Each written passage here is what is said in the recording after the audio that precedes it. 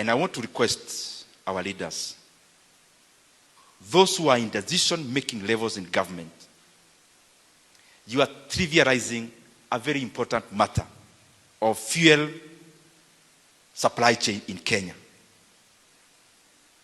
And I'm wondering how leaders are getting time to do politics now when the country needs a very sober and entrenched decision on how Kenya is going to deal with an imminent disruption soon, in a matter of weeks. Tunaona wale wako serikalini, the only thing they are talking about is supply. Oh, there is a ship that has docked into Kenya. It's fine. But this has to be alongside at what cost? And when we see our fuel dealers are holding fuel, it is mostly a matter of signaling.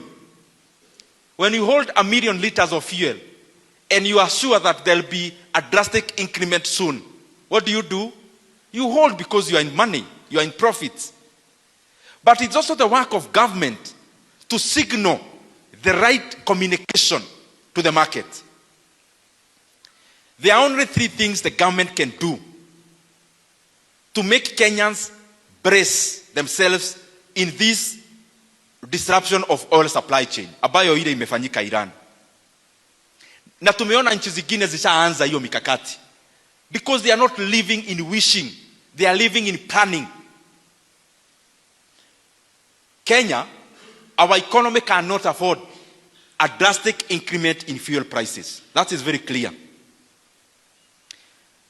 Our consumers cannot afford to pay a drastic increment in pump prices of fuel because it is already stretched. Because mafuta has a multiplier effect, fares, manufacturing, unga, inflation, everything is bound up together in fuel. Na mimi nataka niulize serikali haraka waanze mikakati. There are only 3 things that can happen. One is to give subsidies to Kenyans, starting next month.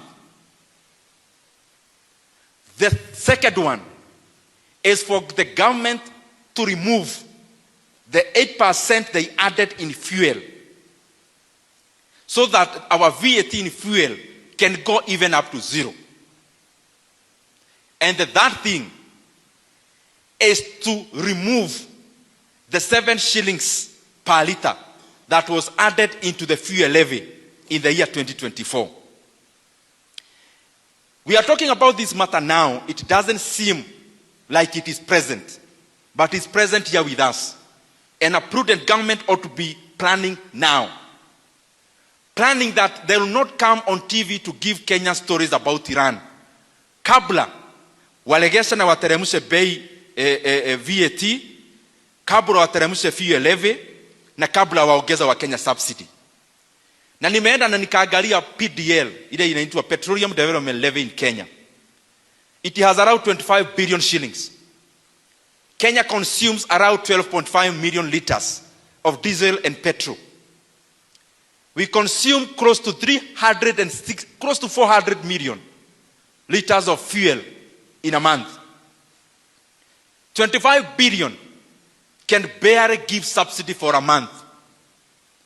And therefore, mimi nauliza watu wa National Treasury, there is an ongoing supplementary in Parliament now.